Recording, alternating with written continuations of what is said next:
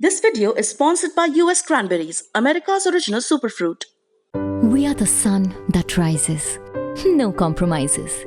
For us, healthy is not just a trend. It is our weekday. It is our weekend. But health at the cost of taste? A question rises. Not for us, for we make no compromises. The India of today makes no compromises on health or taste. And that is why it chooses US Cranberries. US Cranberries, the taste of health.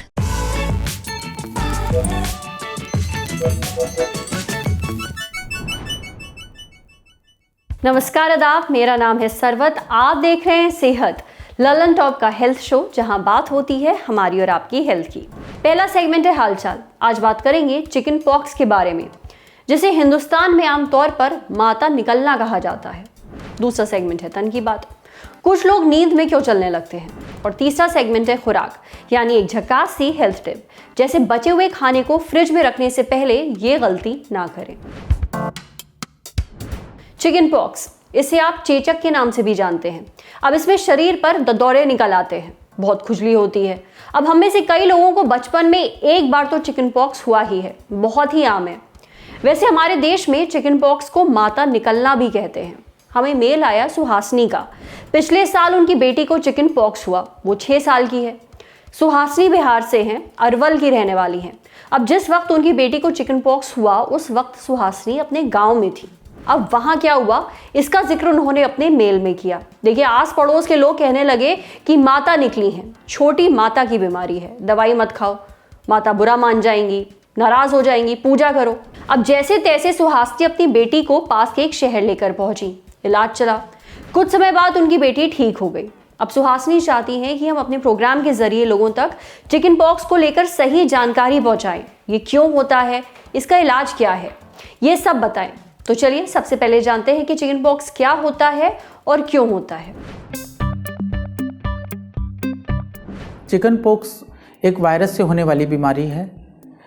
इस virus का नाम varicella zoster है। India में chicken pox को आमतौर पर माता निकलना बोलते हैं। चिकन पॉक्स किसी भी उम्र में किसी को भी हो सकता है, लेकिन इसके ज़्यादातर केसेस बच्चों में ही होते हैं।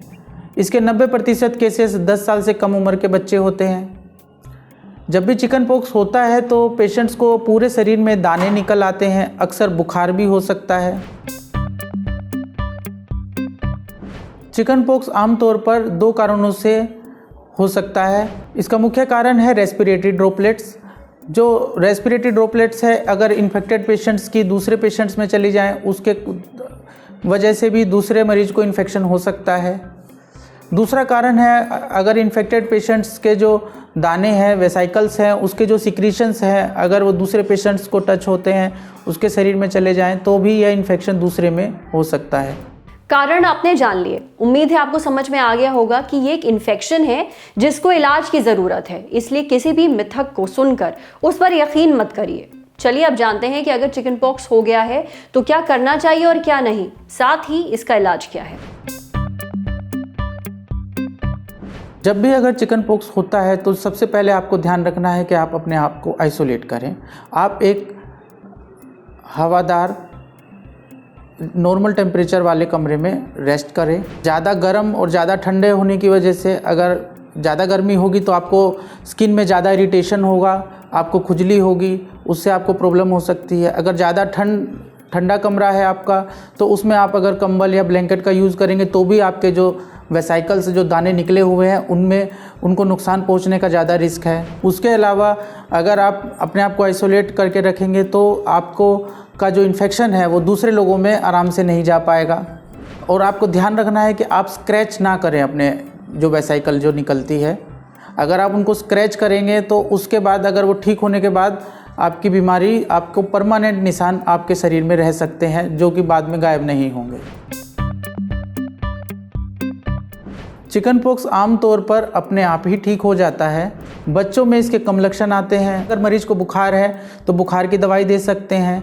अगर इसमें स्किन में ज़्यादा इरिटेशन हो रहा है तो उसके लिए कुछ लोशंस अवेलेबल हैं, वो पेशेंट्स को दिए जाते हैं, या एंटी एलर्जिक्स मेडिसिन दी जाती है जिसकी वजह से पेशेंट्स को कम स्क्रैच करने की टेंडेंसी हो।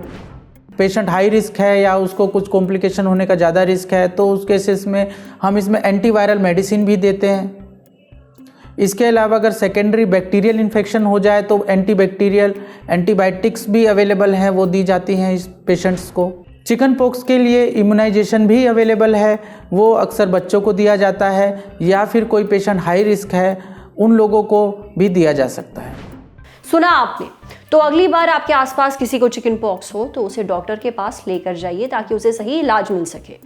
अब बढ़ते हैं सेहत के अगले सेगमेंट की तरफ। आपने कई बार सुना होगा कि फला इंसान नींद में चल रहा है। अब ऐसा कैसे मुमकिन है? कोई नींद में कैसे चल सकता है? देखिए, आपको नींद अलग अलग स्टेजेस में आती है। अब नींद की एक स्टेज होती है जिसे कहते हैं नॉन रैपिड आई मूवमेंट यानी कि NREM। ये स्टेज सोने से 1 से 2 घंटे बाद शुरू होती है। अब स्लीप वॉकिंग यानी कि नींद में चलना आप इस स्टेज के दौरान करते हैं। ये एक तरह का डिस्टर्बेंस है जो NREM के दौरान नींद सबसे गहरी होने पर होता है। अब इस दौरान आप सो रहे होंगे पर एकदम से उठकर बैठ जाएंगे। आप चल सकते हैं या फिर कोई एक्टिविटी भी कर सकते हैं। आपकी आंखें खुली होती हैं पर आप गहरी नींद में होते हैं। नींद में चलना एक तरह का डिसऑर्डर है। ऐसा ज़्यादातर तब होता है जब आप गहरी नींद से हल्की नींद की तरफ जा रहे होते हैं या फिर उठने वाले होते हैं। नींद में चलने की आदत बच्चों में ज़्यादा होती है, पर अगर ऐसा अडल्ट होने के बाद भी होता है तो इसके पीछे कई कारण हो सकते हैं, जैसे जेनेटिक यानी परिवार में नींद में चलने की आदत रही है लोगों की। स्ट्रेस, कई रिसर्च से पता चला है कि स्ट्रेस के कारण लोग नींद में चलना शुरू कर देते हैं। और भी कई कारण हैं जैसे कि नींद पूरी ना होना, माइग्रेन, बुखार, ऐसा खास तौर पर बच्चों में होता है। सांस लेने में दिक्कत होना, अगर आपको सोते समय सांस लेने में दिक्कत होती है तो नींद में चलने के चांसेस बढ़ जाते हैं। कई दवाइयों के कारण भी ऐसा होता है कि नींद में लोग चलने लगते हैं। इसलिए अगर आपके साथ भी ऐसा ज़्यादा हो रहा है तो ज़रूरी है कि आप किसी डॉक्टर से मिलें। समझे? अब बारी है सेहत के अगले सेगमेंट की, खुराक, एक झकास सी हेल्थ टिप। आपने खाना निकाला, थोड़ा खाया, फिर बचा हुआ फ्रिज में रख दिया। अब अक्सर हम गर्म हुए खाने को तब तक फ्रिज में नहीं रखते जब तक वो पूरी तरह ठंडा ना हो जाए, पर ऐसा करने से आप अपने खाने को डेंजर जोन में डाल रहे हैं। इस तरह आपके खाने में बैक्टीरिया पनपने लगते हैं।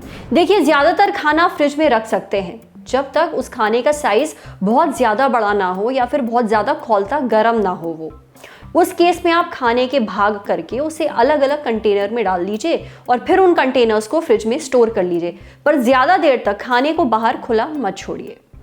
आज सेहत पे इतना ही। अच्छा, अगर आप एक डॉक्टर हैं और हमसे कुछ शेयर करना चाहते हैं तो जो ईमेल आईडी इस वक्त आपको अपनी स्क्रीन पर दिख रही है उस पर हमें एक मेल भेज दीजिए। कैमरे के पीछे हमारे साथ हैं राशिद। ये वीडियो फेसबुक पर देख रहे हैं तो हमारे फेसबुक पेज को लाइक करिए, यूट्यूब पर देख रहे हैं तो हमारे चैनल को सब्सक्राइब करिए, बेल आइकन पर ज़रूर क्लिक कर दीजिए ताकि जब भी हम कोई नया वीडियो अपलोड करें तो उसका नोटिफिकेशन आप तक सबसे पहले पहुँचे। शुक्रिया।